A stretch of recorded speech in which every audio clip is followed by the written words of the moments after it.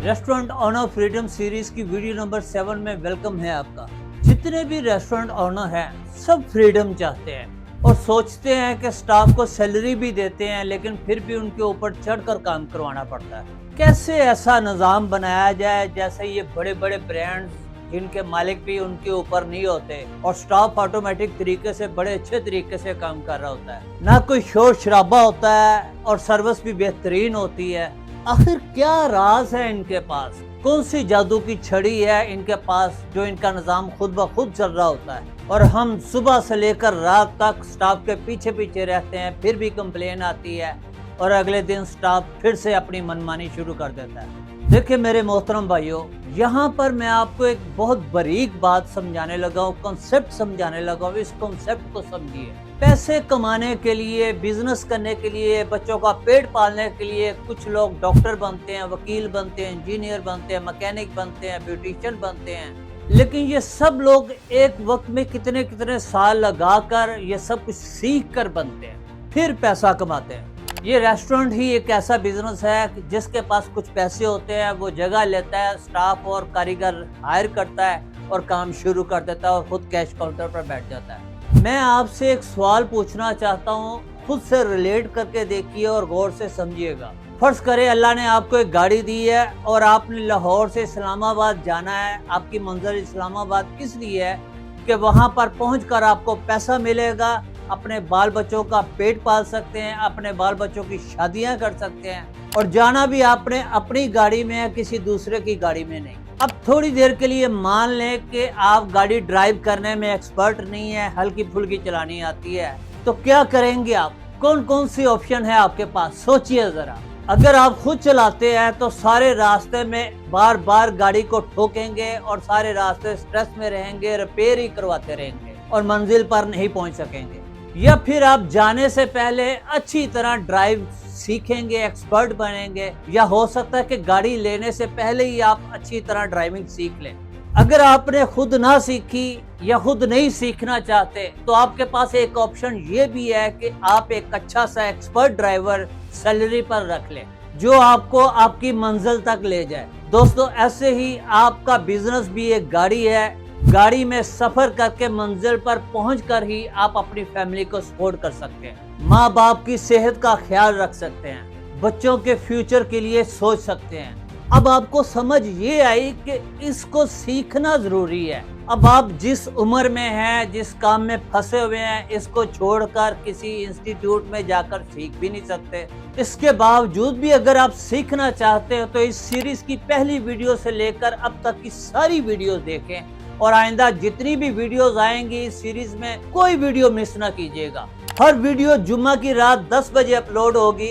इस सीरीज को देखने के बाद मैं आपको गारंटी देता हूं कि आप एक MBA लेवल के इंसान के बराबर हो जाएंगे। ये जो बड़े बड़े ब्रांड्स हैं ये खुद भी सीखते हैं और अपनी गाड़ी यानी अपने बिजनेस को चलाने के लिए अच्छी अच्छी सैलरी पर ड्राइवर यानी कि मैनेजर भी हायर करते हैं। और वो मैनेजर जिनके पास इंस्टीट्यूशनल डिप्लोमा या एक्सपीरियंस होता है वो रन करते हैं इनके बिजनेस को। लेकिन हम क्या करें, हमारा तो रेस्टोरेंट ही छोटा सा है, हम मैनेजर रखते हैं तो उसको सैलरी दे या अपने घर में बाल बच्चों के लिए पैसे लेकर जाए। लेकिन इस सीरीज को देखने के बाद आप हर चीज में एक्सपर्ट हो जाएंगे इंशाल्लाह। वीडियो नंबर 4 से हम स्टाफ मैनेजमेंट के ऊपर बात कर रहे हैं और अभी ये चल रही है।